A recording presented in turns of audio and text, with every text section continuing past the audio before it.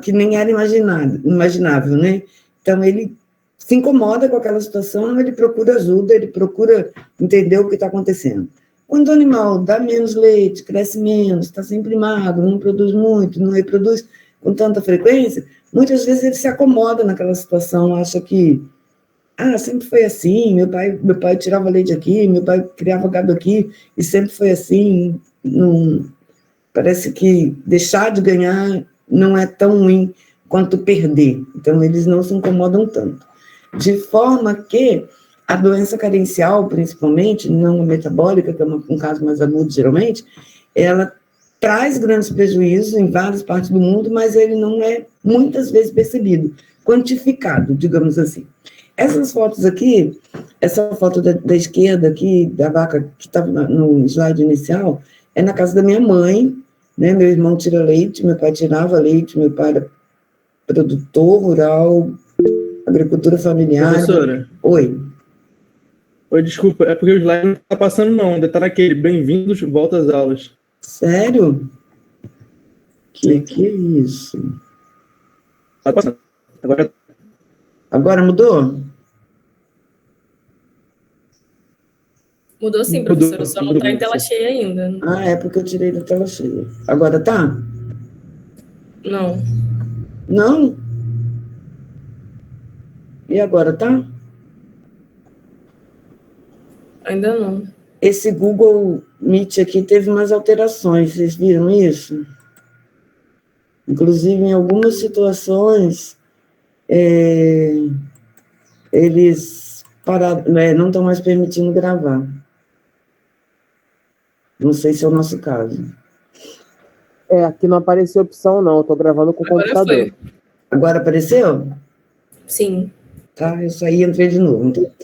Então, esse arquivo, essa foto da esquerda aqui na casa da minha mãe é uma deficiência de fósforo marcante algumas vezes, tá? Tanto que se tiver osso no pasto, as vacas roem osso. Essa foto aqui foi mais ou menos montada, porque o professor Tocárnia foi lá na propriedade da minha mãe comigo uma vez, porque o gado come não somente osso, mas come qualquer coisa, né, que ele encontre, come corda, come telha, come barro.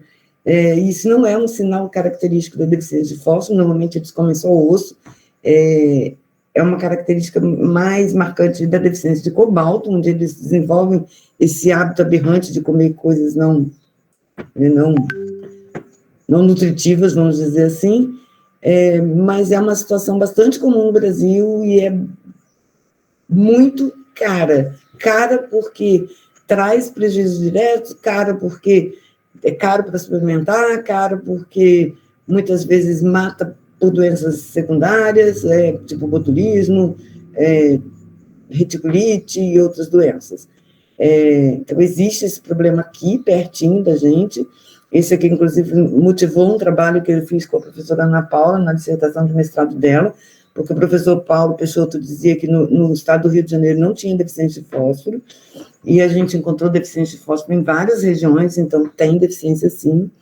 Essa foto, a segunda foto, da esquerda para a direita, tem um gado Nelore aqui, bastante magro, né, com uma coloração meio acobreada do pelo, meio suja, que se assemelha à situação dos bezerros da última foto, que é a deficiência de cobre, mas que pode ser confundida com a deficiência de fósforo, porque o fósforo está diretamente relacionado com a energia. E essa outra vaca que está, não dá para entender o que ela está comendo, mas ela está comendo, na verdade, osso, carcaça, pedaço de carne mesmo, é deficiência de cobre também pela coloração acobreada no dorso. Então, as deficiências, as doenças carenciais, ou as deficiências nutricionais, elas são bastante comuns. É fato que as dietas, que em muitos lugares do mundo, em várias partes, o gado come dieta que não é adequada, ou seja, eles consomem uma dieta inadequada em termos de minerais, energia e proteína, principalmente em áreas de clima não, em áreas de solo muito pobre, né, de áreas mais altas, áreas assim, morro, regiões que são lavadas, né, que a terra é lavada, e ao longo de muitos anos, não é uma coisa que acontece numa estação chuvosa, mas ao longo de muitos anos o solo vai sendo lixiviado, aqueles nutrientes do solo vão descendo para a parte mais baixa. Dá para ver nessa segunda foto aqui da vaca com bezerro, que o pasto é extremamente ruim, só tem praga, né, contaminante, só tem capim que não tem qualidade nutricional nenhuma, e não tem outra condição da vaca, outra situação possível clinicamente para ela, a não ser estar magra, se não tem o que comer. Então, falta fósforo, falta energia, falta proteína, falta vários nutrientes. No geral, o que a gente sabe pelos trabalhos publicados é que os alimentos, eles podem ter uma quantidade de nutrientes específicos, normalmente baixas, altas ou mais frequentemente desequilibradas. Então, uma dieta, uma região específica, ela pode ser deficiente em nutriente, ou ela pode ter o excesso de nutriente, levando à deficiência secundária de outro nutriente. Isso acontece também aqui na região. A gente tem bastante propriedades que têm excesso de ferro, que interfere na absorção do cobre, embora o nível de cobre seja normal na pastagem, no solo e na pastagem. Então, a gente tem uma deficiência condicionada ao excesso de um outro elemento, e é isso que acontece com maior frequência, né? Ou o solo é pobre, ou ele contém nutrientes em proporções desequilibradas, interferindo um no outro. Essas deficiências, em algumas condições, elas são leves, elas trazem transtornos não muito característicos, assim, baixo crescimento, baixa produção, um animal mais magro, reprodução com intervalo muito longo, bezerros com aspecto desnutrido, e outras vezes elas são graves, né, e levam o animal à morte. Então, elas podem ser leves, pode ser moderada ou pode ser severa. Isso é mais comum nas criações extensivas, a pasto, em que não tem suplementação, porque então não há uma fonte adicional de nutriente, nem daquele nutriente. Um outro problema que acontece com frequência é que o produtor ele não se convence de que se tem um problema na propriedade, aquele problema existe e ele tem que ser resolvido, ou então ele vai ter que suplementar para sempre. Com frequência, a gente atende uma propriedade, tem uma deficiência de cobre, de cobalto, de fósforo, não sei o quê, recomenda a suplementação, ele suplementa, o gado melhora e logo em seguida ele para de suplementar e o gado piora novamente, né? Então, assim, a cada ano a gente é chamado na mesma propriedade para resolver o mesmo problema, porque alguns produtores, principalmente os menos, vamos dizer assim, industrializados, os mesmos, aquelas produções mais simples, né, mais familiares, eles têm uma dificuldade de compreender esse aspecto de que é uma coisa, é como se fosse uma doença crônica que vai ter que tratar para sempre, é como se fosse um hipotireoidismo, vai ter que tomar T4 para sempre. Eles muitas vezes não se convencem disso. Então, essa característica de subdesenvolvimento, baixa eficiência reprodutiva e baixa produção é o aspecto que a gente vai ter que ter em mente nas situações em que a gente for chamado numa propriedade. Por quê? Porque aqueles problemas geralmente mais graves, mais severos, que levam à morte mesmo, eles, em grande parte, já foram diagnosticados. O que não foi diagnosticado ainda, o que não foi resolvido, são os problemas mais limiares, assim, mais né? Não tão graves quanto aqueles outros que já, na maioria das vezes, o produtor já viu. Acontece também que, às vezes, nunca teve criação de gado em determinada área, e a pessoa começa a criar, e aí ele percebe, então, é um problema novo, que ele desconhecia, aí ele vai chamar o veterinário para tentar resolver. Para que a gente tenha uma visão melhor do que vai ser abordado na disciplina, o que a gente primeiro precisa lembrar é quais são os nutrientes essenciais, né? Então, eu coloquei aqui uma pirâmide alimentar de humano, porque todo mundo já viu essa pirâmide alimentar na vida, todo mundo sabe o que deve e o que não deve comer em maior quantidade, né? Só que isso não se aplica ao bovino, tá? Porque os nutrientes, eles são os mesmos, tá? Carboidratos, proteínas, lipídios, minerais e vitaminas. Esses nutrientes são iguais praticamente para todas as espécies. A necessidade entre as espécies é que muda. Então, assim, a pirâmide alimentar de humano, ela não se aplica a ruminante, porque o teor do alimento, da quantidade de cada tipo de alimento tem que ser um pouco diferente para bovinos. Aqui tem uma pirâmide de alimentação para bovinos, leiteiros especificamente, não está muito bonitinha não, mas fui eu que fiz, que difere da pirâmide humana, porque Também nem tanto, né? Se a gente voltar aqui, a gente vai ver que tem vários alimentos integrais, né? Que são ricos em fibra, então no ruminante também a fibra é um alimento importante, na verdade é o mais importante, né? A fibra é a base da dieta dos ruminantes, o ruminante se desenvolveu a partir de um não ruminante e ele aprendeu, desenvolveu habilidades de usar fibra como fonte de energia, né, proteína, nitrogênio não proteico como fonte de proteína, e essa é a vontade do ruminante. Ele usa alimento não muito nobre, digamos assim, fibra, e converte fibra e nitrogênio não proteico em energia e proteína. Então, essa é uma das vantagens do ruminante. Então, o que a gente precisa perceber é que a forrageira, a fibra, ela é a base da alimentação do ruminante. Olha, a gente pode ver aqui nesse outro gráfico em pizza, que a fibra constitui 74% da dieta do ruminante, ou deve constituir, tá? Então, assim, do ponto de vista clínico, vamos dizer, se é uma aula de clínica, então preciso falar do ponto de vista clínico, a fibra é essencial para o funcionamento adequado do rumen, para a digestão adequada do nutriente. Existem situações, obviamente, em que para aumentar a produção de leite, a quantidade de fibra é reduzida e a quantidade de carboidrato ela é aumentada. Então, a gente pode ver aqui, ó, que a fibra é a base, aí tem o carboidrato não estrutural. O que é carboidrato não estrutural? Tirando a fibra, celulose, essas coisas assim. A proteína entra de duas maneiras, como proteína degradável no rumen e não degradável no rumen, aquela proteína que passa direto. E algumas vezes, muitas vezes, na verdade, para aumentar a produção, para manter o gado com alta produtividade, a quantidade de fibra é reduzida e a quantidade de carboidrato não fibroso, carboidrato não estrutural, a quantidade é aumentada, de forma que isso, num primeiro momento, tem um efeito favorável, né? Aumenta a produção de leite, aumenta o ganho de peso, mas a longo prazo traz problemas para o ruminante. E se for uma mudança muito brusca, a curto prazo também traz problemas para o ruminante. Isso a gente vai ver bem direitinho na hora de indigestão. Então, a forragem ela tem a principal finalidade fornecer fibra, que é essencial para o funcionamento do rumen, né? Estimula a mastigação, estimula através da ruminação, a salivação. A saliva ajuda a tamponar o pH do rumen, né? E ela tem também um teor de carboidrato, proteína e minerais. Então, a fibra, a forragem, é o elemento mais importante para o ruminante do ponto de vista clínico, para que tudo funcione de forma correta, né? Então, assim, eu sempre falo isso em algumas outras aulas, que a paz do produtor é ver um boi deitado ruminando.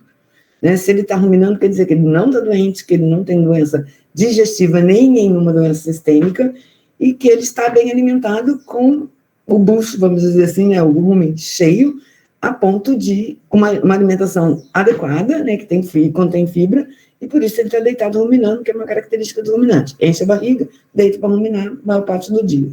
Então, a fibra tem essa finalidade, estimular a ruminação, estimular a salivação, ajudar a manter o pH do rumen e facilitar o funcionamento do rumen no sentido de permitir que o que está mais digerido passe para a biomassa, o que não está digerido volte para ruminar. Porque se for tudo muito pequenininho, acaba passando o alimento mal digerido e vai trazer problema também. Então, os carboidratos, eles são essenciais, eles têm funções diversas, mas outros nutrientes essenciais também têm funções extremamente importantes, que são necessários. Todos, né? Carboidrato, proteína, lipídio, todos têm funções importantes. Se não fosse assim, a gente não precisava comer isso.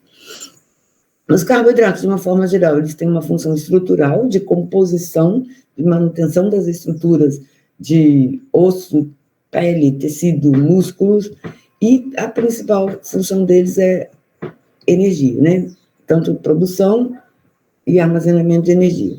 As proteínas têm um complexo maior de funções, que além de ter uma função estrutural, catalisa várias reações, como enzimas, várias enzimas proteicas, ajuda na regulação do metabolismo, alguns hormônios são proteicos também, e participam da imunidade, né? Anticorpos e imunoglobulinas têm conteúdo proteico importante. Então, a deficiência de proteína traz consequências bastante importantes e evidentes pro ruminante. Os lipídios, eles têm uma função mais restrita, tá? Eles são energéticos, eles são mais energéticos do que os carboidratos, na verdade, são pelo menos 2,5 vezes, tem um teor 2,5 vezes maior de energia do que os carboidratos, mas apesar de ter funções importantes, né, talvez até mais importante que a gente vê aqui, que eu coloquei várias funções, armazena energia, composição de membranas, principalmente membranas celulares, membranas lipídicas, ajuda no controle da temperatura, o animal mais magro, da mesma forma que a gente tem uma dificuldade maior de resistir, tem uma sensibilidade maior ao frio, permite a absorção de vitaminas, as lipossolúveis, A, D, E e K, participam da produção de hormônios, de sais biliares, fazem uma proteção aos órgãos internos, né, aquela camada de gordura, se levar uma pancada, uma pessoa gorda, não vai ter tantas chances de atingir um órgão vital quanto uma pessoa, um indivíduo, um animal muito magrinho, então tem essa função de proteção também, mas os lipídios são restritos na alimentação do ruminante, eles não devem ser fornecidos de maneira muito agressiva, porque traz efeitos ruins, a gente vai ver já. Os minerais, eles têm várias funções, eles têm a função estrutural, né, a gente sabe que cálcio, fósforo, magnésio, por exemplo, são os principais constituintes do osso, do dente, né, 99% do cálcio está no osso, então essa função estrutural é importante, mas a função mais importante dos minerais, talvez, seja funcionar como um ativador, um cofator, ou algumas vezes até como componente de enzimas. Aquelas metanoenzimas que contêm zinco, que contêm cobre, essas enzimas são extremamente importantes no processo metabólico como um todo. Faz parte de alguns hormônios, né, por exemplo, o T4, né, iodo, de algumas vitaminas, a vitamina B12 contém cobalto, e tem uma função não tão, assim, digamos assim, a gente não pensa tanto nessa função, mas ela é extremamente importante em termos de saúde do ruminante, de todos os animais, na verdade, que é o equilíbrio iônico, ácido básico e osmótico dos fluidos, principalmente o sangue. O desequilíbrio de minerais, o excesso de um mineral, por exemplo, potássio, cálcio, que são íons positivos, eles geram um transtorno no sentido da alcalose. Excesso de minerais com carga negativa, de ânions, eles levam a um quadro de acidose metabólica. Então, assim, quando tem diarreia, a gente perde principalmente potássio, a gente tem acidose, porque predominam íons negativos. Quando vomita, a gente perde cloreto, que é um íon negativo, então predominam os positivos, desenvolve uma alcalose. Então, esse aspecto de equilíbrio de iônico, ácido básico e osmótico do sangue e dos fluidos, ele tem uma ação muito rápida, né, perda, descontrole rápido, tem maneiras do organismo compensar, né, com a respiração, com os tampões, retirando do osso, retirando de outros locais, mas pode trazer, a curto prazo, um quadro agudo, um quadro bem evidente, que não chega a ser normalmente uma deficiência, pode ser somente um desequilíbrio, por exemplo, uma função renal afetada, uso de diuréticos pode levar à perda de magnésio, então pode ter uma doença metabólica decorrente disso, do uso constante de diuréticos, por exemplo, e funcionam na estabilidade de membranas. Então, os minerais, eles têm muitas funções, alguns têm muitas funções e outras ainda não identificadas. Por exemplo, cobre e zinco, eles funcionam em mais de 80 processos metabólicos no organismo, cada um. Então, são muitos processos que dependem dos minerais. Então, como cofator, ativador ou componente de enzimas, os minerais, eles são essenciais, porque praticamente todo o organismo funciona à base de enzimas, que exigem um pH ótimo, que exigem uma condição ótima, mas que exige a presença do mineral para esses processos. Então, a deficiência de minerais, ela normalmente é muito severa e tem consequências muito relevantes para o organismo. E as vitaminas, elas são requeridas em pequena quantidade, mas elas têm muitas funções biológicas e metabólicas, cada uma função específica. Agora, o que interessa a gente saber? Desses nutrientes essenciais, quais dariam problemas de doenças carenciais ou metabólicas para o ruminante ou para os animais de uma forma geral? Bem, os carboidratos, eles existem de várias formas. É importante a gente saber, não é só para encher a paciência de vocês, nem a cabeça de vocês, porque o tipo de carboidrato ele vai influenciar na velocidade de digestão, na capacidade de... na retenção de alimentos no rumen, na quantidade de ácidos graxos produzidos, né? Os carboidratos, em geral, praticamente todos, eles são fermentados por micro-organismos e dessa fermentação é produzido só um minutinho, gente.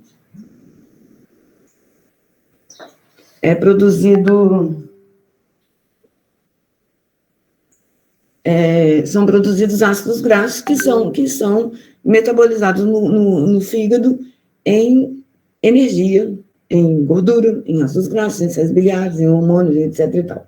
Então, os carboidratos eles têm uma função importante e eles podem ser fibrosos ou não fibrosos. Lembra do carboidrato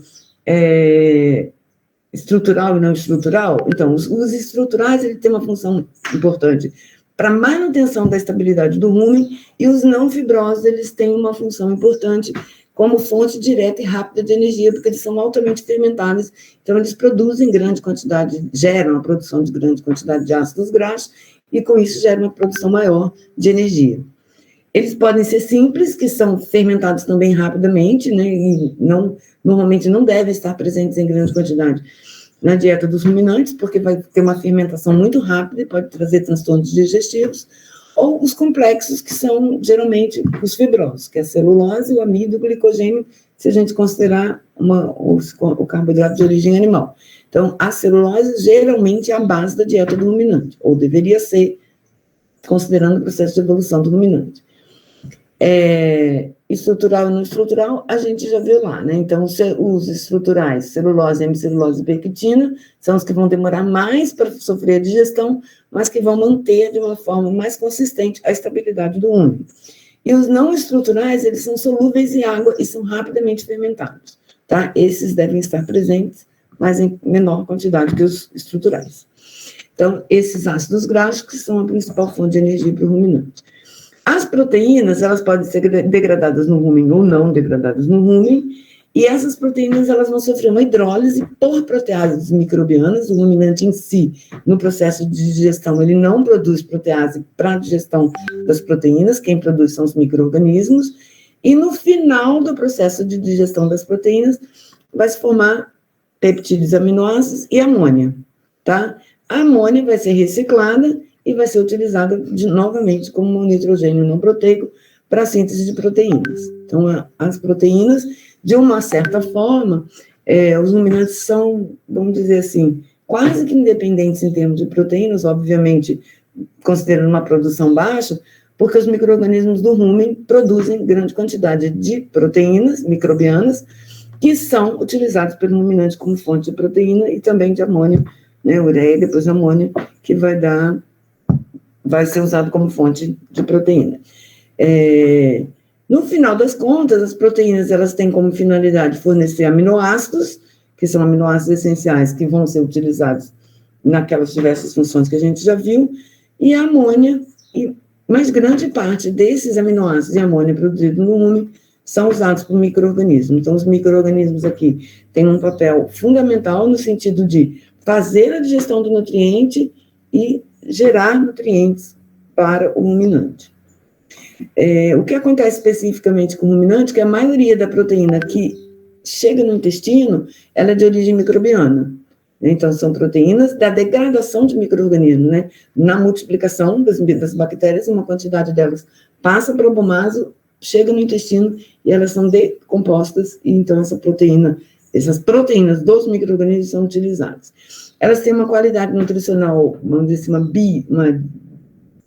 uma biodisponibilidade muito boa, né, porque elas são muito digestíveis, têm aminoácidos similares à proteína vegetal, e tem mais lisina e metionina, que são aminoácidos essenciais, do que a proteína vegetal. Então, essas proteínas microbianas são uma fonte principal de proteína para o ruminante. Ele precisa ingerir, mas os micro-organismos usam grande parte. Já por os lipídios, que seriam as gorduras, a gente sabe que gordura é altamente energético, né, muito mais energético até do que carboidrato e proteína, então ele é uma fonte de energia, mas na dieta base do ruminante, o teor de proteína de lipídios, de gordura, é muito baixo.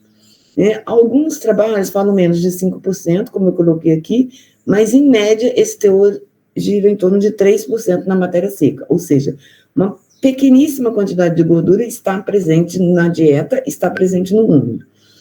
Isso é uma condição fisiológica do ruminante, né, que a gente pode, às vezes, sem querer ou querendo, burlar, atrapalhar, né? Então, isso traz transtornos. Não há deficiência de proteína, de lipídios, de gordura, e ele deve, sempre que possível, ser evitado. Assim, um cavalo, um cachorro, a gente pode dar gordura, né? Pode pegar um cavalo, por exemplo, pode pegar um copo de óleo de soja, um óleo de qualquer coisa, e dar por dia para o cavalo, ele vai beber, vai ficar feliz da vida, vai ficar gordo, bonito, pele lisinha, pelagem brilhante, sedosa. Para o ruminante, a gente não deve suplementar gordura mesmo. Usa, né? A gente até usa gordura, por exemplo, no processo de indigestão, fermentação, timpanismo, para a gordura aumentar a tensão superficial e desfazer aquelas bolhas que estão presentes no rumen. Mas o teor aumentado de gordura, ele traz uma consequência muito importante em termos de nutrição, porque essa proteína presente no rumen inibe as bactérias celulolíticas, que normalmente devem prevalecer quando a dieta contém teor de fibra adequado, forma uma camada assim, impermeabilizante em torno da fibra, né? Ela forma uma película em torno da fibra que dificulta o acesso da bactéria à fibra, então diminui a digestibilidade, aumenta o tempo de digestão, né? Fica mais tempo retido, e pode inibir algumas outras bactérias. Então, a gordura, ela não deve ultrapassar de maneira nenhuma 7% do teor total da dieta. Ela não precisa ser suplementada, porque algumas fontes, principalmente as oleaginosas, tem gordura boa, né? A gente come castanha, eu adoro castanha de caju, castanha de pará, amêndoa, semente de abóbora, semente de girassol, como tudo isso, adoro. Soja, né? A gente come e é uma gordura boa. Teoricamente, não vai gerar a produção de colesterol, de triglicerídeos, etc. e tal. Mas para o ruminante, o efeito é físico, é local, é no rumen. Então, a gente deve evitar a gordura, ela não deve ser suplementada e normalmente não traz problemas. Essa gordura ela vai sofrer hidrólise também por lipases bacterianas, vai ser convertida em açúcar simples, que vai ser fermentado, em glicerol e ácidos graxos. E eles todos vão ser fermentados e vão gerar energia e outras substâncias. Já falei, né, que não deve ultrapassar 7%, e mesmo estando presente em baixa quantidade na dieta, não precisa suplementar, porque aquela quantidade mínima que seja supre a necessidade dos ruminantes, em termos de ácidos graxos essenciais e, ao mesmo tempo, aumenta o teor energético da dieta. Então, a gordura é uma coisa que a gente deve desconsiderar na hora de suplementar. As vitaminas, o nome já diz, né, é uma amina vital, ela é essencial, ela tem várias funções no organismo, cada uma tem as suas funções, mas elas são requeridas em pequenas quantidades. Muitas delas, elas são ingeridas como precursores, né, a provitamina D, a provitamina não sei o quê, mas a maioria delas são sintetizadas por bactérias no tubo digestivo. Então, algumas especificamente a gente não tem problema de carência, exceto se a gente tiver o azar de destruir toda a microbiota intestinal e elas pararem de produzir as vitaminas. Na verdade, não são especificamente bactérias. Algumas bactérias produzem, mas em grande parte, principalmente as vitaminas do complexo B, são produzidas pelos protozoários. Então, as vitaminas, elas podem ser hidrossolúveis, ou seja, solúveis em água, elas têm uma baixa toxicidade, mesmo que a gente administre por via parenteral, ou que o animal receba um excesso dessas vitaminas. Elas não se acumulam em quantidade, elas não são armazenadas em grande quantidade, exceto a vitamina B12, que é armazenada no fígado, e o excesso dessas vitaminas é excretado na urina. Então, elas não trazem problema de toxicidade. Mas, por outro lado, todas as vitaminas do complexo B e a vitamina C são sintetizadas por micro-organismos do rumen e a gente não precisa suplementar. Já as vitaminas lipossolúveis, que são solúveis em gordura, por isso que a gordura é importante lá também na dieta, elas favorecem, facilitam, né, a absorção de sais biliares e elas são armazenadas no tecido gorduroso. Elas são armazenadas na gordura, né, corporal. Então, elas não são excretadas em grande quantidade, elas são excretadas na bile, pela bile, nas fezes, mas não é uma rota muito grande. Então, assim, a administração parenteral de grande quantidade de vitamina A, D e E, principalmente, essa quantidade em excesso pode se acumular e pode acabar trazendo problemas. Essas vitaminas lipossolúveis, elas são obtidas em grande quantidade, ou praticamente toda a necessidade do ruminante, a partir da dieta. A gente não tem problema de deficiência nem de vitamina A, nem de vitamina D, nem de vitamina E no Brasil. Tem bastante sol, tem bastante alimento verde, então a fonte de vitaminas lipossolúveis é grande, é boa, é satisfatória, exceto em alimentos mal armazenados, degradados, em alimentos, né, numa condição específica. Acho que a Ana Paula vai falar disso para vocês. A gente pode ter ou não uma deficiência. Mas, por outro lado, tem uma situação bem interessante, né? Ao mesmo tempo que as vitaminas C, B e K são sintetizadas por micro-organismos e as vitaminas A, D e E são fornecidas via dieta, e a gente não tem problema de deficiência, a gente não tem animal que não tem acesso ao sol, por exemplo. Né? Na Europa, nos países muito frios, o gado fica confinado embaixo do porão da casa e não recebe sol durante o inverno todo. Então, eles precisam de uma fonte adicional. Alguns animais silvestres precisam também de fonte adicional de vitamina D, mas os ruminantes não precisam. Só que, por outro lado, em algumas situações, a gente suplementa a DE, né? O gado está magro, está sentido, está fraco, principalmente na seca, a gente suplementa a DE e eles melhoram. Melhoram por quê? Porque naquela condição de alimento muito passado, mal conservado, muito seco, a quantidade das vitaminas é menor. Então, a digestão é menor, a digestibilidade é menor, o aproveitamento é menor, ela pode trazer algum benefício, mas não precisa suplementar normalmente. Alguma dúvida, gente? Por favor, podem perguntar. Podem falar? Por enquanto não, professora, sem dúvida. Tá bom, então. Por outro lado, gente, aqui vem, assim, das coisas que eu mais gosto na clínica, que são os minerais, as deficiências de minerais. Eu adoro alguns minerais especificamente. Cobre, ferro e zinco são os meus minerais favoritos, porque, assim, eles estão envolvidos em tantas funções metabólicas, causam problema de deficiência, causam problema de intoxicação, e a deficiência desses minerais acaba sendo uma deficiência muito interessante de estudar do ponto de vista clínico. Tá? Mas nem todos são deficientes nas nossas condições de criação no Brasil. Né? Todos são essenciais para manter a atividade metabólica, o funcionamento, a saúde, a produção, a produtividade, todos são essenciais, mas alguns não são deficientes. Então, aquelas misturas minerais que contêm todos os minerais, ou aqueles suplementos minerais que contêm uma infinidade de minerais, de aminoácidos, não sei o quê, eles não são necessários para o ruminante, é só para aumentar o custo da produção, exceto em animais doentes, em algumas situações muito específicas. Então, os minerais, a gente sabe que tem mais de 60 minerais que participam da composição do organismo, a gente tem 20, ou 22, digamos assim, né, porque tem alguns que estão querendo entrar nessa lista, essenciais, considerados essenciais, ou seja, a deficiência desses minerais comprovadamente leva a uma doença específica, né, leva a uma falha de alguma atividade metabólica em um sinal característico, então é isso que caracteriza o mineral como essencial.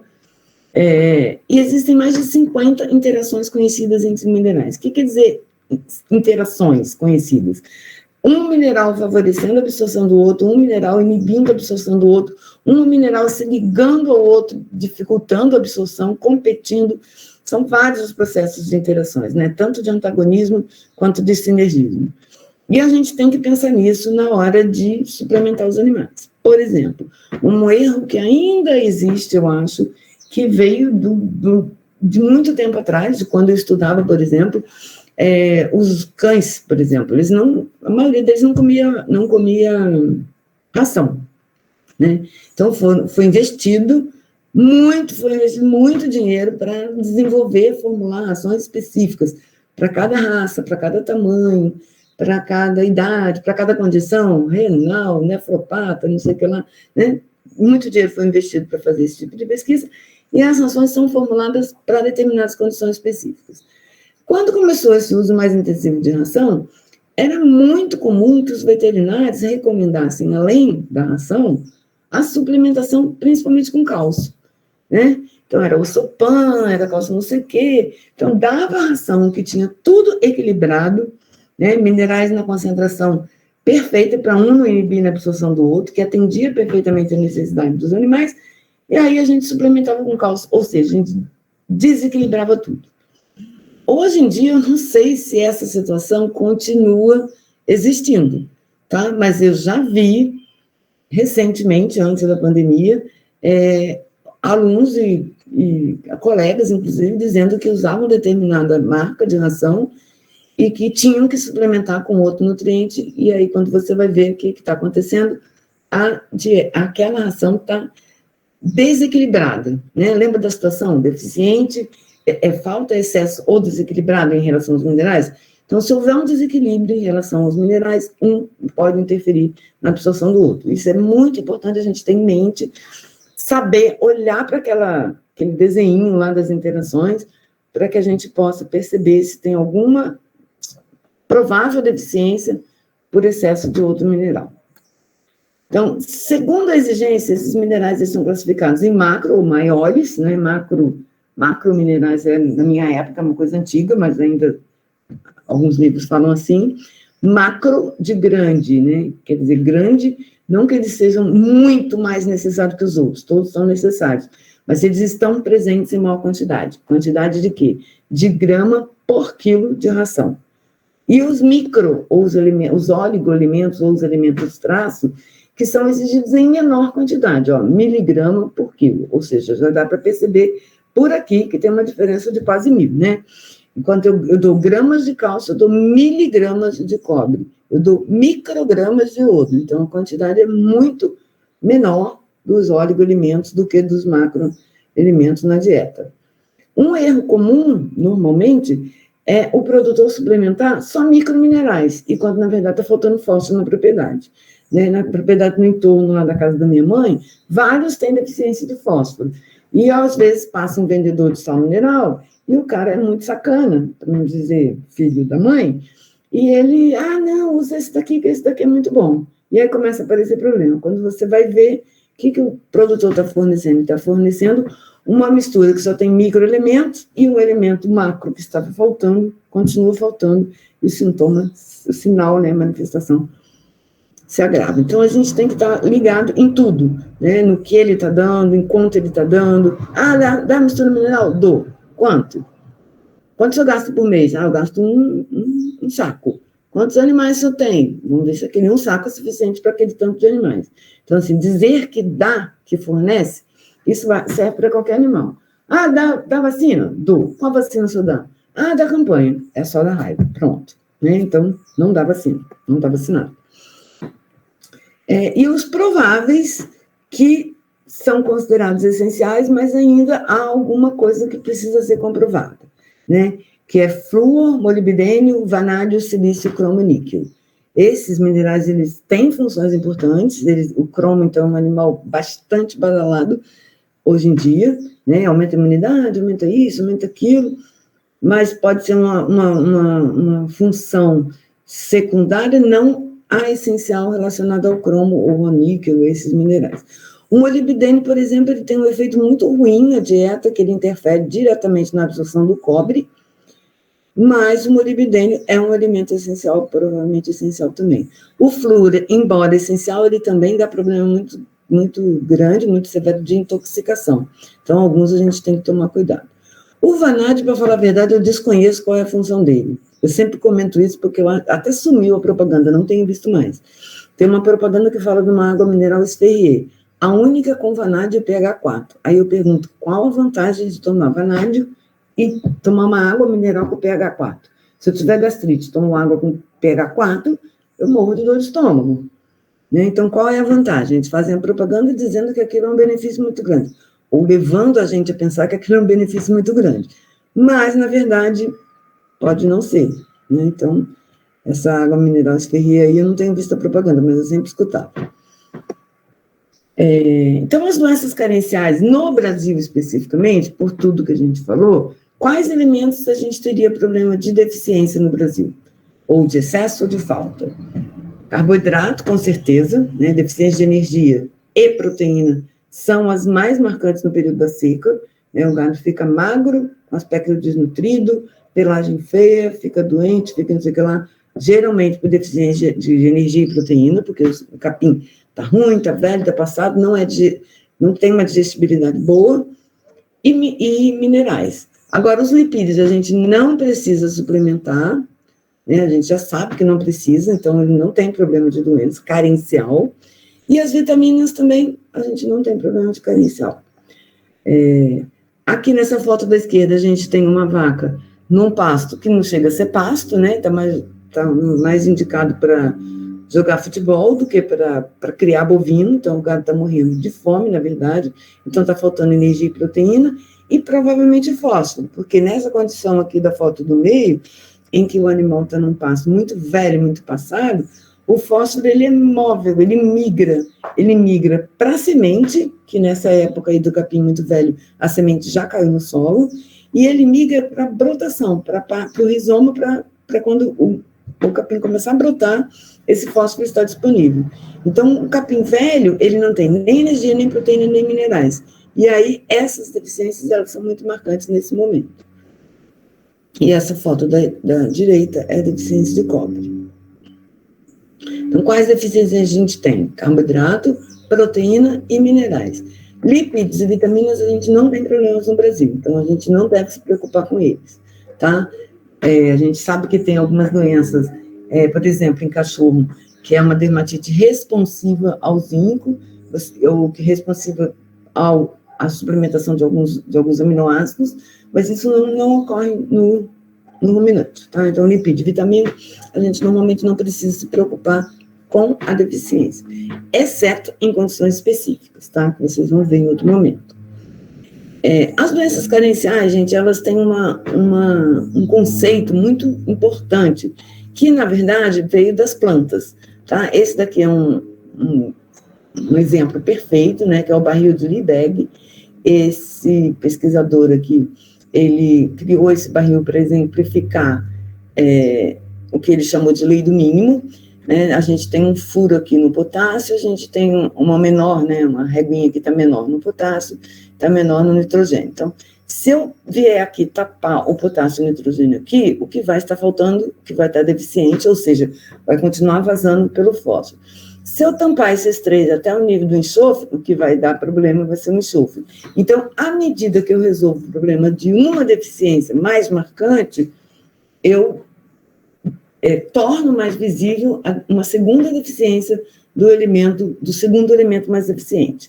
O Paulo dá como exemplo sempre que o trânsito ele flui na velocidade do carro mais lento, né? Se tiver um carro velho bem devagarinho na estrada, ele vai estar atrapalhando o trânsito de todo mundo. Aí você ultrapassa aquele, aí vai ter um outro, não tão lento quanto aquele, mas um pouco lento também, que vai estar atrapalhando o trânsito de todo mundo. Então, é mais ou menos nesse sentido. O que significa essa lei? Significa que o nutriente que estiver presente em menor quantidade aqui, ó, é o que vai estar limitando o desenvolvimento da planta. Espera aí, só um minuto, gente.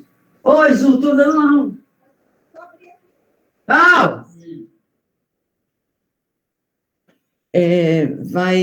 É o que vai limitar o desenvolvimento da planta. Quando você resolve esse, né, outro problema vai aparecer.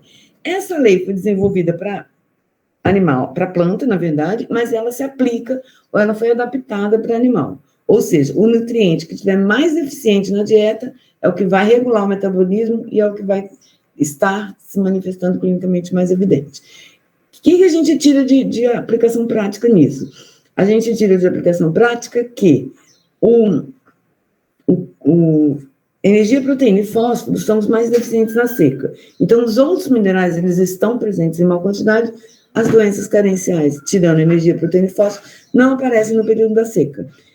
Quando começa a chover, que aumenta o teor de energia, proteína e fósforo da dieta, né, da forrageira, do capim, da planta, resolve-se esses problemas que são os mais limitantes na seca, e aí começam a aparecer as doenças carenciais. Então, a doença carencial de minerais, as deficiências de minerais, elas são, tirando o fósforo, elas são mais evidentes quando começa a chover, no início da primavera, que hoje em dia o tempo está maluco, já não é mais no início da primavera, né? Quando começa a chover, e essas plantas são mais deficientes nesses minerais do que nos outros 3 que eram os limitantes anteriores. Então, isso justifica essa sazonalidade das deficiências, essa lei do mínimo, justifica a sazonalidade das deficiências, né, energia e proteína na seca, energia, proteína e fósforo na seca, e dos outros minerais no início das chuvas. Justifica e explica bem por quê. Porque eu resolvo o problema de uma deficiência e aparece sintoma de outra deficiência, até que todos os minerais estejam no nível satisfatório e adequado. Tá? As doenças carenciais de bovino, essa frase que eu amo, ela é um pouquinho diferente do que eu sempre ouvi quando era criança.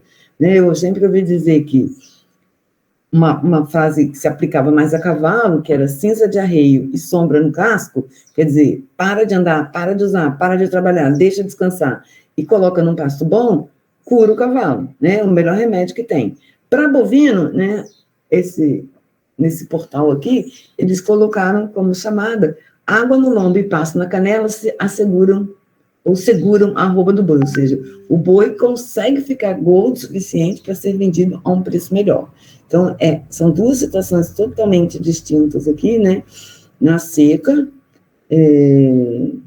não tem chuva, o capim está péssimo, está muito ruim, o gado está magro. Começa a chover, o capim começa a brotar, o pasto está melhor e o gado fica gordo. Então, essa frase eu acho ela muito, muito legal, muito inteligente. Resumindo, voltando, né, que eu já falei, seca, deficiência de energia, proteína e fósforo. O animal geralmente está em catabolismo, porque energia, proteína e fósforo são os principais responsáveis por ganho de peso, aumento, melhora da condição corporal e o gado fica gordo. Então, nessa época que falta energia, proteína e fósforo, o gado perde peso, emagrece, está em catabolismo. Quando começa a chover no início das chuvas, o que acontece? Sol, chuva, pasto brotando. Né? Mais energia, mais proteína, anabolismo. Começa a ganhar peso, inverte o metabolismo, começa a engordar. Então, a gente precisa ter em mente isso. Não adianta eu suplementar minerais na seca, porque não é o que está faltando. Tem que suplementar energia, proteína e fósforo. Não adianta, não preciso suplementar ou me preocupar tanto com energia, proteína e fósforo se eu tiver um pasto bom. Eu tenho que pensar nos outros minerais quando começa a chover. Tá? Então, o que acontece? As plantas jovens, que são essas plantas verdinhas que começam a brotar, elas têm uma menor concentração de minerais, porque os minerais eles vão sendo incorporados na planta à medida que ela amadurece, né? Maior teor de matéria seca, mais minerais. Então, nessa época, as deficiências são mais marcantes. E o teor de minerais na planta varia por diferentes fatores. Por que eu tenho que falar isso para vocês? Porque eu tenho que saber o que o animal come, quanto ele come. Não é assim, a época do ano, mas ele tem um feno de boa qualidade. Então, não é esse o problema, né? Então, se eu tenho um feno de boa qualidade armazenado, se eu tenho uma silagem de boa qualidade, naquele momento está resolvendo aquele problema de energia, proteína e fósforo. Então, provavelmente não é esse o problema. Então, eu tenho que saber o que ele come, quanto ele come. Então, os minerais nas plantas, eles variam de acordo com o tipo de planta. Né? As leguminosas têm mais minerais do que as gramíneas. Os grãos têm mais minerais, os grãos cereais têm mais minerais que as gramíneas e as leguminosas. E a planta jovem, ela tem menos minerais, porém mais fósforo do que a planta madura. Tá? Então, na brotação tem mais fósforo e menos minerais. Na planta velha tem menos fósforo e mais minerais. Outros fatores que interferem diretamente aqui é a área, né? Algumas áreas são deficientes e alguns minerais especificamente estão. Se o solo é deficiente, a planta provavelmente é deficiente também. Além do tipo, a concentração do mineral na planta, no solo, os interferentes, né, que inibem ou dificultam a absorção já pela planta. O pH do solo, ele atrapalha muito a solubilidade de alguns nutrientes, então ele dificulta a absorção de alguns nutrientes. E a umidade do solo também pode solubilizar ou não solubilizar alguns minerais e dificultar a absorção. Então, são vários fatores que a gente tem que considerar. Na planta, as partes mais ricas, vamos dizer assim, as partes melhores, são a semente, que tem mais minerais, os grãos, né? A folha tem menos do que o grão e tem menos normalmente que o talo, as plantas jovens têm menos que as maduras, e à medida que a planta amadurece, ela vai incorporando os outros minerais e vai perdendo o teor de ferro, porque ele vai migrar para semente e para brotação. No Brasil, isso conforme o professor Tocani, a gente tem deficiências minerais em algumas áreas, né? Tanto faz o tipo de solo, a gente pensa, o tipo de solo arenoso, calcário, região costeira ou morro, ele normalmente vai ser deficiente. Não necessariamente, existem outros fatores que interferem, por exemplo, aqui na região sul fluminense, médio Paraíba, sul de Minas, inicialmente era cultura de café. Então, o café, por si só, ele já explorou bastante o solo já é um pouco deficiente, um pouco degradado, por causa da cultura do café. Aí, quando entrou o gado bovino, nas propriedades que não fizeram manejo, que não fizeram um restabelecimento dos nutrientes do solo, uma adubação correta, estão tirando leite, estão produzindo gado em solo pobre naturalmente. Então, vai ter menos minerais, menos energia, menos proteína, menos matéria seca, menos tudo nesse solo naturalmente. Então, a gente tem que conhecer a história da propriedade também. Existem algumas áreas que têm uma deficiência marcante, muito severa, outras que têm deficiência menos severa, e algumas que têm os minerais ali no limite, próximo da deficiência. E essas áreas, elas podem ser próximas. Eu posso ter uma propriedade aqui que tem deficiência severa e uma propriedade do lado que não tem deficiência. Tá? Então, vai depender do tipo de solo dessa propriedade. E uma coisa que a gente tem que considerar sempre na clínica de ruminantes são os animais mais sensíveis. O que eu quero dizer com animais mais sensíveis? É aquele animal temperamental que chora à toa e que não aceita uma brincadeira. É aquele animal que tem uma exigência maior e, por isso, ele precisa de um maior teor. Então, se eu tiver várias categorias de animais no mesmo passo, bezerro em crescimento, desmamado, novilho, vaca seca, vaca em lactação, alguns vão manifestar mais claramente o sinal de deficiência. Quais? Aqueles que têm mais exigência, as vacas em lactação e os animais em crescimento. Os outros que não estão fazendo nada da vida, que só estão ali se mantendo, eles não vão manifestar tanto, né? Isso vale também, por exemplo, em relação à raça, à precocidade de crescimento, até a gente sempre fala em animal mais sensível para deficiência, para carrapato, por exemplo, né? Os holandeses, eles pegam muito mais carrapato do que os zebus. E a necessidade, ou seja, o que o animal precisa receber, que é o requerimento dele, ele tem 3 características importantes. Primeiro, a manutenção e o gasto extra. Tá? Então, manutenção é só para se manter. Né? Um animal, uma vaca adulta, que não está gestante, que não está em lactação, ela precisa de muito menos do que uma vaca que está gestante ou que está em lactação. E os animais em crescimento precisam de mais também. Então, cada um tem a sua necessidade específica. Isso de acordo com o artigo do professor Tocani, 2000. Aqui tem um gráfico que eu acho bem interessante, por quê? Porque todos os elementos que a gente tem contato, sejam minerais ou não minerais, produtos orgânicos, qualquer um, todos eles têm um limite de deficiência e de toxicidade, que a gente tem que respeitar. Qualquer substância que a gente tenha contato pode ser tóxica, dependendo da quantidade, da severidade do contato que a gente tem com aquilo. E os minerais também, eles têm esse problema.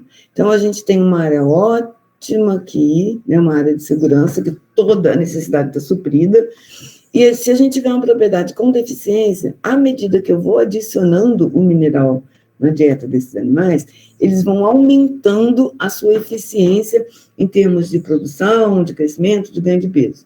Mas chega uma hora que não adianta mais suplementar, que já ultrapassa o limite de segurança, ou seja, ultrapassa aquele requerimento, e esse mineral ele passa a ser tóxico. Então, a mesma coisa que acontece com a deficiência acontece com a toxicidade, ou seja, não adianta suplementar indefinidamente, constantemente, tá? Porque não vai fazer o efeito desejado e vai fazer um efeito indesejado, na verdade. Então, tanto a deficiência quanto o excesso, eles trazem problema, e eles podem causar problema tanto de deficiência, sinal de deficiência, quanto de toxicidade e até morte, né? E muitos minerais são potencialmente tóxicos. Os mais incriminados com intoxicação que a gente tem, assim, na literatura, são cobre, flúor, cobre, flúor, chumbo, tá? Mas alguns minerais que até então se desconhecia a toxicidade, estão recentemente sendo levantados problemas, ou levantados alguns aspectos que levam a gente acender a luz vermelha. Tá? Por exemplo, enxofre, ferro. O cobre, ele é tóxico. Se olhar demais, ele vai dar problema. Agora, o ferro, ele já existe demais na natureza e a gente ainda pode suplementar a mais, dando mais problema ainda. Tá? Então, a gente tem que ter sempre em mente quais são os minerais potencialmente tóxicos quando presentes em excesso. Então, os minerais, eles são essenciais para o ruminante e para a microbiota intestinal, e eles têm funções específicas. Alguns atuam no metabolismo energético, em diferentes processos, né? Gluconeogênese, ciclo de Krebs, essas coisas assim. Magnésio, manganês e fósforo são minerais que atuam diretamente no metabolismo energético. Alguns são constituintes estruturais, a gente já falou, cálcio, fósforo e magnésio. Outros são muito importantes no equilíbrio iônico e ácido básico. Então, a gente tem minerais positivos, com carga positiva, cálcio, magnésio, sódio e potássio, e minerais com carga negativa, fósforo e cloreto. O desequilíbrio para excesso de negativo pode dar problema de acidose, o desequilíbrio para excesso de positivo, alcalose, que vai ter consequências específicas, a gente vai ver mais adiante. Alguns atuam também na permeabilidade celular, né? Bomba de sódio e potássio, cloreto, magnésio, eles têm funções relevantes nessa permeabilidade, permitir selecionar o que entra e o que sai das células. Na excitabilidade neuromuscular, alguns são específicos, sódio, potássio, cálcio, magnésio, né? Cálcio e magnésio são os mais marcantes aqui, mas potássio também. As pessoas que têm problema renal, que perdem potássio, problema de diarreia, não sei o que lá, podem ter cãibra, contração muscular involuntária, até convulsão, em decorrência disso. Alguns funcionam no transporte e na ativação de enzimas, né, ou nos processos enzimáticos, que são as metiloenzimas, cobre, zinco e manganês, e alguns da constituição de enzimas fazem parte da enzima, fazem parte da vitamina ou fazem parte da molécula do hormônio. Então, eles são essenciais por essas maneiras. Os minerais, eles têm alguns que são majoritários, que são aqueles minerais que estão presentes em enorme quantidade, mas que não têm problema de carência, que é o carbono, oxigênio e nitrogênio, que constituem 98% dos minerais do organismo, e a gente tem 2% dos outros minerais, e dentro desses 2%, o que tem maior quantidade é o cálcio, depois o fósforo, e depois aqui bem próximo, 3, né? Que é o enxofre, o potássio e o sódio. Tá? Então, o mineral presente em maior quantidade é o cálcio, depois o fósforo. O magnésio está presente em bem menor quantidade. E os ou os oligoelementos, os elementos traços, eles estão presentes em muito pequena quantidade. Tá? Os minerais, eles não são sintetizados, então eles têm que ser obtidos através da dieta. Esses macrominerais, eles constituem 99% da composição mineral do organismo e os outros constituem 1%, quer dizer, 99% de 2%, né, os macrominerais. E os oligoelementos ficam com 1% de 2%, ou seja, uma quantidade muito pequena. Os que estão presentes em maior concentração são dos óligos, né, dos micro. São flúor de zinco, e mesmo assim, a gente vê que tem vários zeros aqui, ó, 0,0032% da constituição corporal, ou seja, pequeniníssima quantidade. Então, não faz sentido suplementar em grande quantidade. Tá? Aqui, em relação ao zinco, tem uma grande discussão, como no tratamento da Covid, por exemplo, tem gente que suplementa muita quantidade de zinco, que ultrapassa o considerado adequado, então pode dar um problema de intoxicação. Então, vamos pensar aqui, né, para resumidamente, as doenças carenciais e metabólicas. A gente tem cálcio e magnésio, essas deficiências, elas são incomuns na forma de deficiência primária. O que quer dizer isso? A gente tem forrageiras, a gente tem nutrientes, a gente tem alimentos que têm quantidade satisfatória de cálcio e magnésio, não tem problema de falta, de carência de cálcio e magnésio.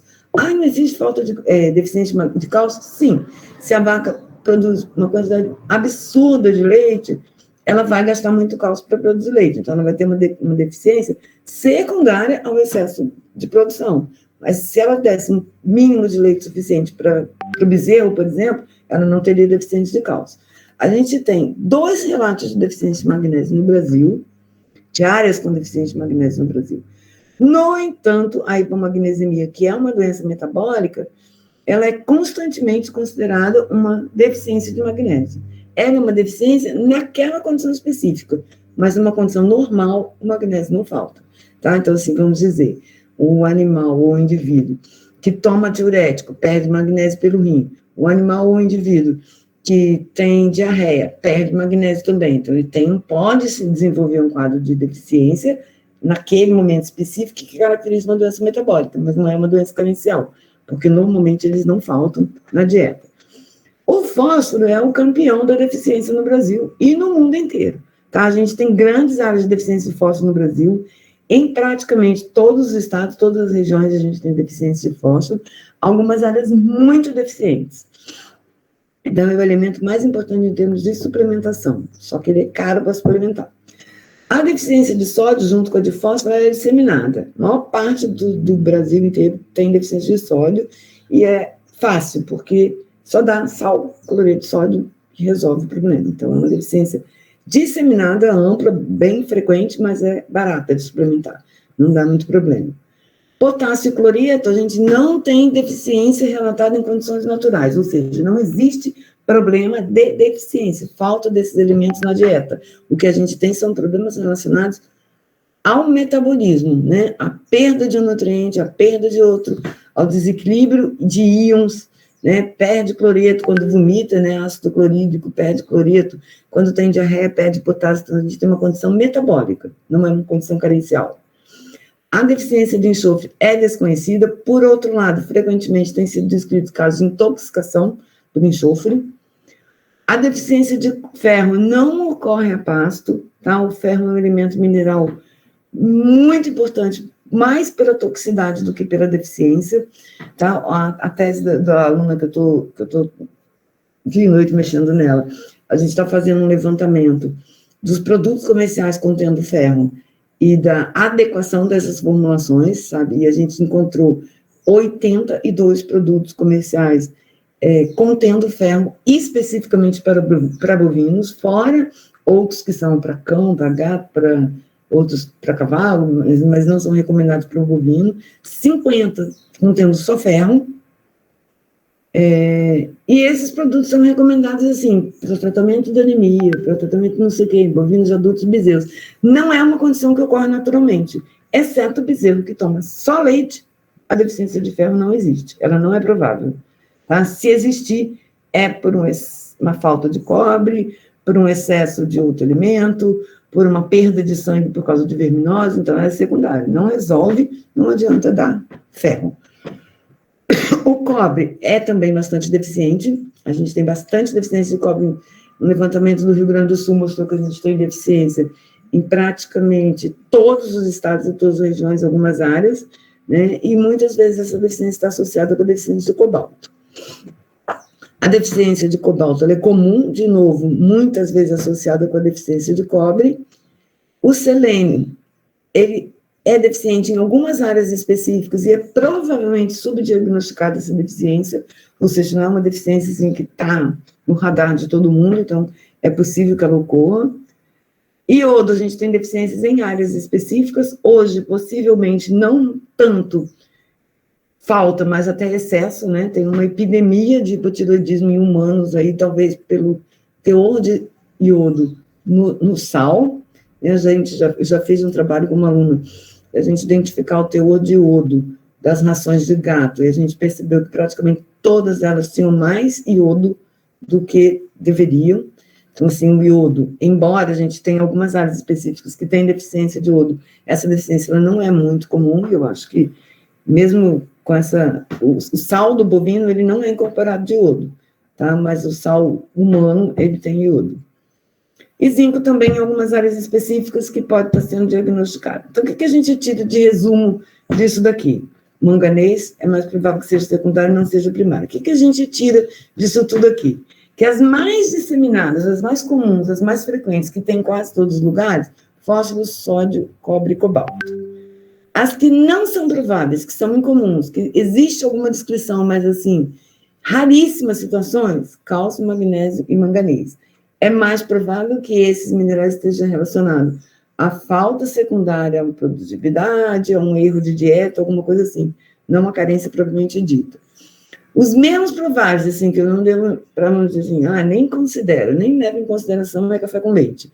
Potássio, cloreto, enxofre, manganês, e o subdiagnosticado, provavelmente, zinco e selênio, que talvez exista mais do que a gente acredita, porque não tem muitos estudos, não tem muitos relatos, então a gente não tem assim, uma ideia precisa do quanto ela é deficiente.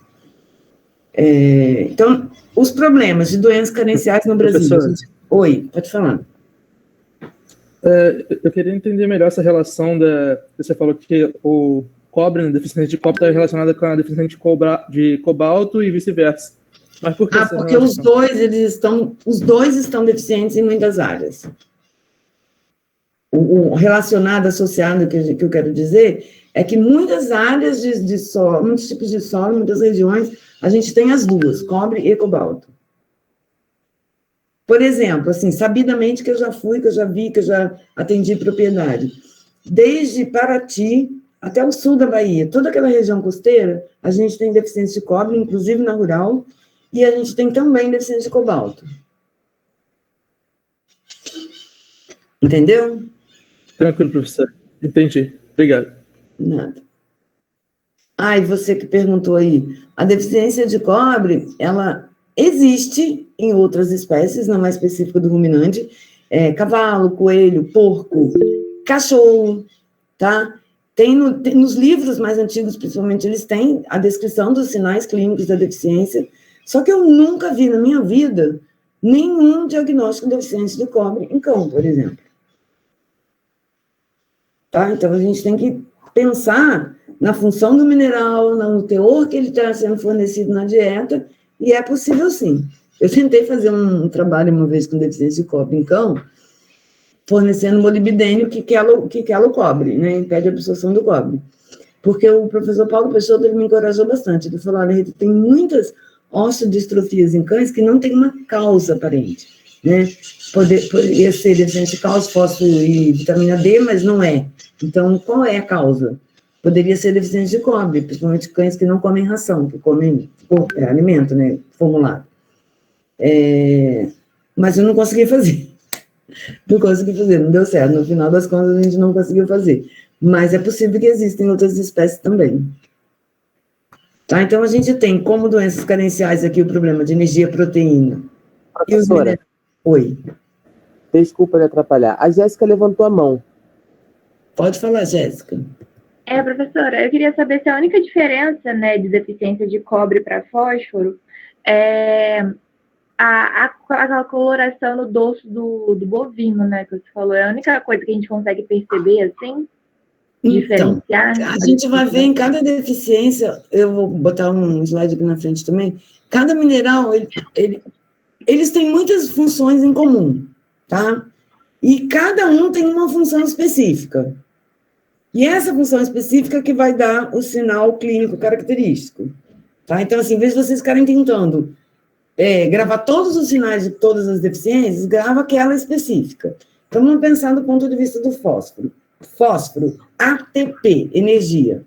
Fósforo, adenosina, trifosfato, difosfato. Né? Então, precisa de fósforo para produzir energia, para usar energia. Então, na falta de fósforo, o gado, o animal, qualquer um que seja, vai ser fraco, magro, aspecto ruim. Vai ter uma reprodução adequada? Não. Por quê? Porque viver é essencial. Então, a reprodução fica em segundo plano. Né? Tá faltando energia para viver, não vai gastar energia para reproduzir, para dar leite, para crescer, para engordar. Então, a deficiência de fósforo é muito característica por as alterações ósseas que ocorrem, porque é um constituinte ósseo importante, né? A gente já viu lá atrás. Então, a deficiência de fósforo vai dar alterações, raquitismo, osteomalácia, ia falar carinchada, mas carinchada já é normalmente o excesso. Então, vai dar problemas ósseos e vai dar problema metabólico relacionado à energia. O cobre, ele participa de várias funções. Então, ele tem a coloração da pelagem, também em função no osso, né, pode dar distrofia também, mas dá problema de desmirinização, morte súbita, Tem vários outros sinais clínicos que ocorrem na deficiência de cobre e que não ocorrem na deficiência de fósforo. Mas o fato de estar magro, aspecto desnutrido, pelagem feia, não sei o que lá, é comum ao cobre, ao fósforo e ao cobalto. Tá bom, professora. Muito obrigada, viu? Nada. Pode perguntar a qualquer hora, tá? Então, gente, olha só. O que eu gosto muito de fazer?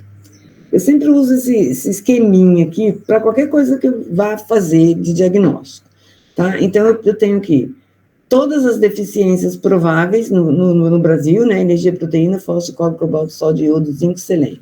Quais são os aspectos importantes? A frequência com que ocorre, o custo da suplementação, as mortes diretas, né?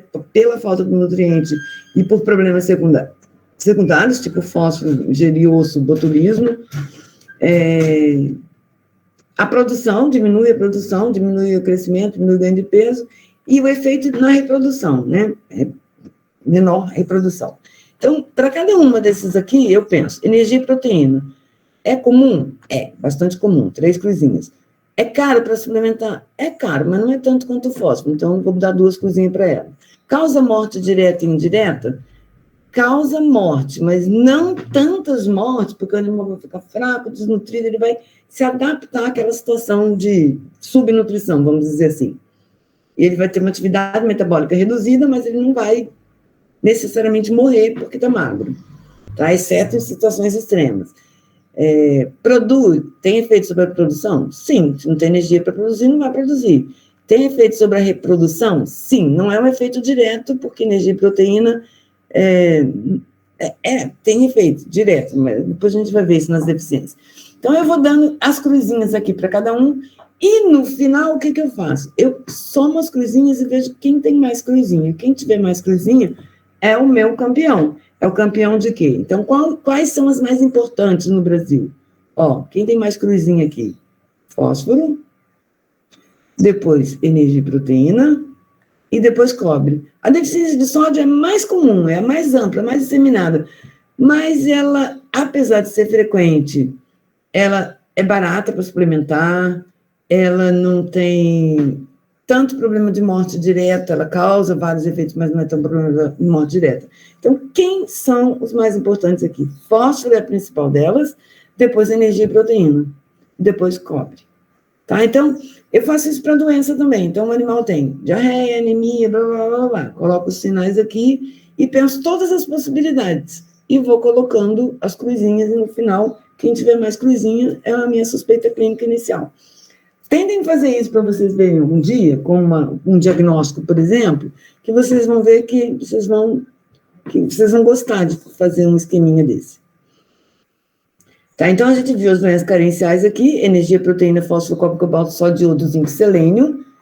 A mais importante seria do fósforo e cobre, e energia e proteína. E as doenças metabólicas, que quer dizer o quê? Enquanto a doença carencial é uma doença de rebanho, a doença metabólica é uma doença, geralmente, de indivíduo, de algumas condições específicas, de animal de alta produção ou com alguma condição específica, tá? Então, energia. Eu tenho um problema de falta de energia, mas eu tenho um problema, né, de falta de energia, deficiência de energia e proteína, magreza, mas eu tenho um problema metabólico relacionado ao equilíbrio energético negativo, que é a cetose, e eu tenho um problema de excesso de energia também, né, que é a síndrome da vaca gorda, que interfere na reprodução, interfere em várias coisas. Então, eu tenho, em relação à energia e proteína, tanto o problema da falta, quanto do desequilíbrio, né, a doença metabólica. A proteína, mesma coisa. Os minerais cálcio e fósforo, eles não entraram aqui nas doenças carenciais, cálcio e magnésio, né? Porque eu não tenho deficiência na maioria dos solos, as forrageiras são boas, os grãos têm bastante, então eu não tenho falta absoluta do nutriente. Mas eu tenho doenças metabólicas relacionadas.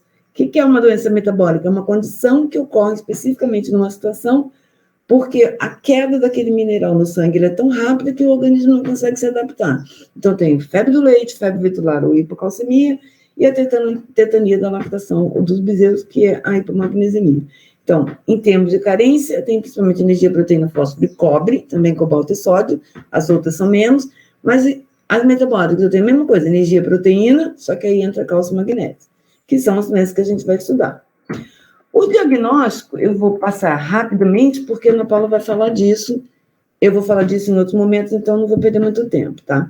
Mas o diagnóstico a gente precisa fazer sempre um exame físico completo e detalhado do indivíduo, do rebanho, quantos animais no rebanho estão manifestando sinal, quais são os sinais que estão manifestando, e que eles estão manifestando, e o mais importante de tudo, gente, se eu fizer uma análise de solo e me der lá que aquele solo é deficiente no elemento mineral, mas o gado não tem sinal nenhum daquela deficiência, eu esqueço o solo. Por quê? Porque o gado, ele é a consequência final do que ele come. Então, se ele não está manifestando, é porque ele está comendo uma outra coisa diferente, né? Um suplemento, uma outra fonte vindo de outro lugar, que está suprindo a necessidade dele. Ou seja, não procura chifre em cabeça de cavalo. Né? Se não tem problema, não tem problema. Vamos nos concentrar no problema que existe. Então, o termômetro é o rebanho. O animal é o reflexo do que ele come. Eu tenho que tomar cuidado para suspeitar de uma deficiência mineral, por exemplo, eu tenho que tomar cuidado, prestar atenção naqueles sinais específicos, né, os inespecíficos. Magro, não produz, não dá leite, não reproduz. Mas e o específico? Bócio, iodo. Problema de pele, zinco. Problema de pelagem, cobre. Morte súbita, cobre. Cada um vai ter um sinal específico, tá? E prestar atenção nos animais mais sensíveis. Muitas vezes a gente precisa fazer o exame complementar, né? Vou fazer o diagnóstico como? Então, vou fazer de acordo com aquela alteração específica. Eu posso fazer uma histopatologia, um raio-x, um hemograma, uma bioquímica sérica, eu posso fazer outro, posso fazer uma biópsia hepática para fazer dosagem do mineral no fígado ou na costela. Cada um tem a sua característica que a gente vai ver os minerais específicos. Eu posso analisar minerais, de preferência no animal. Solo e planta não tem uma relação tão direta com o animal, porque eu teria que fazer uma análise representativa do que ele come. Né? Não adianta eu ir num pasto, perceber que aquele pasto é deficiente e fazer uma análise daquele pasto. Se ele come um pouquinho daquele pasto, mais uma silagem, mais o feno, que não vem dali, mais uma ração concentrada. Então, eu tenho que fazer uma análise que represente exatamente o que ele come. E eu tenho que considerar 2 momentos. O fim das chuvas, né? Choveu bastante, então teve bastante disponibilidade, a planta já está madura. Se eu tiver uma deficiência de cobre no fim da chuva, eu vou ter uma deficiência de cobre certa. Mas se eu tiver uma deficiência de cobre, de fósforo na seca, é normal. Então, eu tenho que saber mais ou menos essa sazonalidade para poder saber o que eu vou procurar. Né? Tem até uma propaganda que diz, não sabe o que vai procurar, não sabe o que vai achar. E, por último, a experimentação, que quer dizer o quê? Fornecer só aquele alimento que suspeita. Não adianta, por exemplo, eu suspeitar de deficiência de fósforo e dar farinha de osso, que vai ter todos os minerais ali praticamente. Né? Então, eu tenho que dar só fósforo. Eu tenho que dar para um grupo de animais aquele alimento que eu suspeito e para outro grupo não dar o alimento que eu suspeito. E aí eu vou comparar os dois depois, o que se resolver está comprovado. Então, a gente tem que manter sempre o controle. O que quer dizer o controle? Um grupo que não vai receber, tá? E prestar atenção no mineral, dar só aquele mineral. Aqui só um mapinha, um esqueminha para eu mandar para vocês gravarem, que são os sinais específicos de cada deficiência. Então, em vez de ficar preocupado com todos os sinais, pensem nos específicos, tá? Se eu tenho problema de paraqueratose, zinco. Crescimento exagerado do casco, zinco. Tem problema de miopatia, selênio. Então, cada problema vai me remeter, vai me direcionar para um mineral específico, tá? Então, é esse sinal que eu preciso gravar, porque é esse que vai me levar a suspeitar daquele diagnóstico. Tá? O que for tudo igual, é tudo igual, não tem tanta relevância. Estou acabando, gente, só faltam 2 slides, eu acho. As doenças metabólicas, por outro lado, elas são umas doenças de indivíduo. Enquanto a doença carencial, a gente considera que é uma doença de pobre o quê? De rebanho pobre, que falta alimento, que falta nutrientes, que falta, né, um alimento pobre, que não tem suplementação, a doença metabólica é uma doença de indivíduo e de indivíduos de condição ótima. São animais de alta produção, de alto valor zootécnico, que recebem dietas complexas e muito bem formuladas, que ocorrem em um determinado período específico. Que período específico é esse? Normalmente, o período de transição, assim, próximo do parto e até o pico de lactação, que é o período de maior ocorrência. Mas a gente tem alguns outros, por exemplo, magnésio, que não só nessa situação, mas normalmente é assim, tá? Esse manejo altamente especializado para aumentar a produção leva a uma produção muito grande, então uma exigência muito maior. E aí o problema ocorre em decorrência disso. Na doença metabólica, a gente pode ter um excesso ou uma deficiência relativa de algum nutriente. Por exemplo, energia. Eu posso ter falta de energia, eu vou ter num determinado momento específico, eu vou ter cetose. Eu posso ter excesso de energia, eu vou ter um outro quadro clínico mais grave, que é a toxemia da prenhese ou toxemia da gestação na vaca gorda, com problemas reprodutivos, com vários outros problemas. Tá? Então, não é uma falta de nutriente, é um excesso de energia, gerando um quadro de excesso de condição corporal muito alta. Ou eu posso ter uma deficiência relativa àquela produção muito alta daquele animal naquele momento. Tá? E em relação aos minerais, eu vou ter, basicamente, ou principalmente, a hipocalcemia e a hipomagnesemia, que são as duas doenças metabólicas mais comuns. Essa parte aqui, a maioria delas vai ser da minha aula, tá? Mas alguns minerais a Ana Paula vai dar para vocês. Qual é o período mais crítico, né? O período de transição, que é 15 dias antes e 15 dias depois do parto, que é o período em que ela muda o metabolismo, né? Ela estava gestando um feto que tinha uma exigência um pouco aumentada, porque o feto estava na fase final, mas aí ela começa a produzir colostro, começa a produzir leite, tem um gasto muito aumentado, e isso muda, inverte o metabolismo.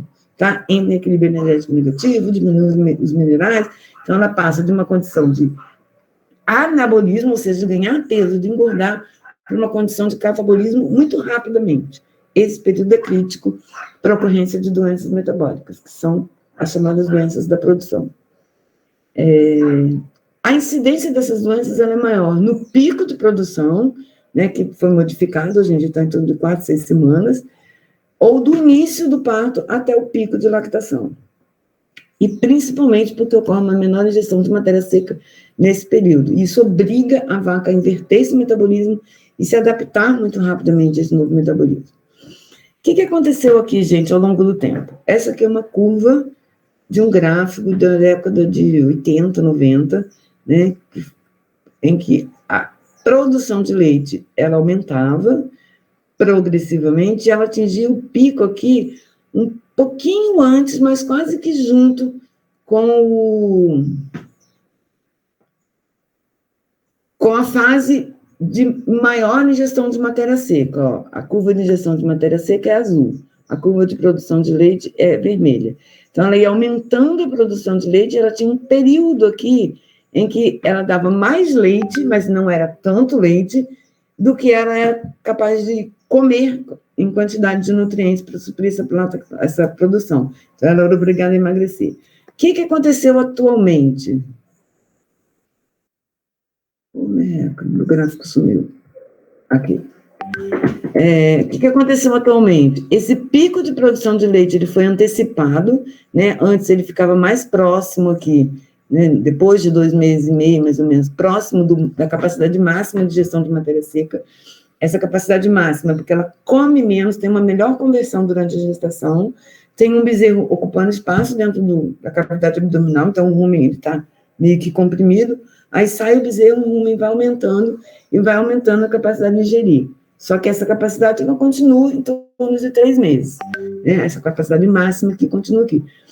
Só que o pico de lactação, ele foi antecipado. Ao mesmo tempo, a produção foi muito aumentada. Então, isso criou para a vaca uma situação totalmente desfavorável nesse período próximo do parto, né? A gente vê aqui que a curva aumenta muito rápido, né? A produção aumenta muito rápido.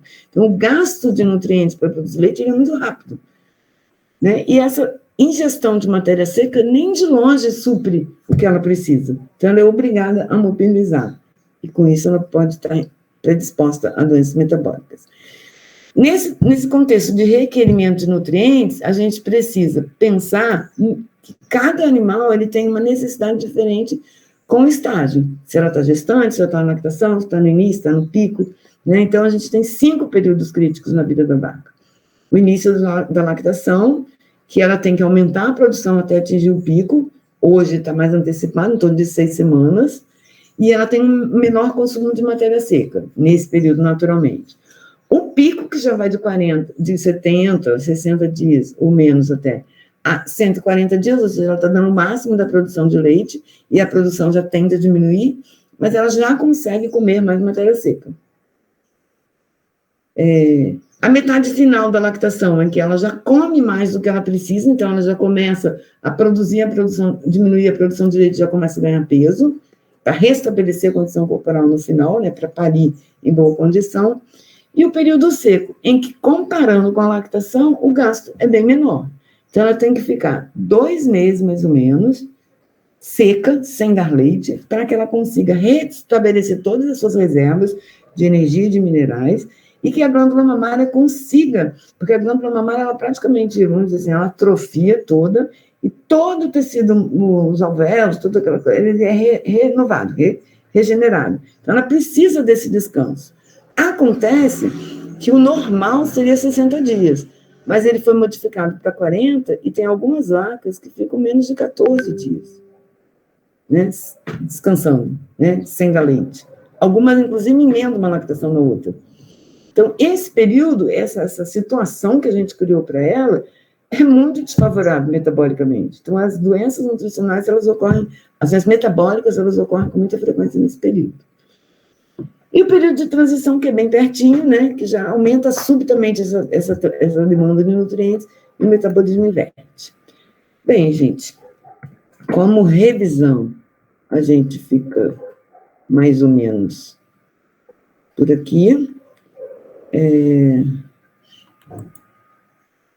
Eu espero ter conseguido fazer fazer vocês se lembrarem de alguma coisa.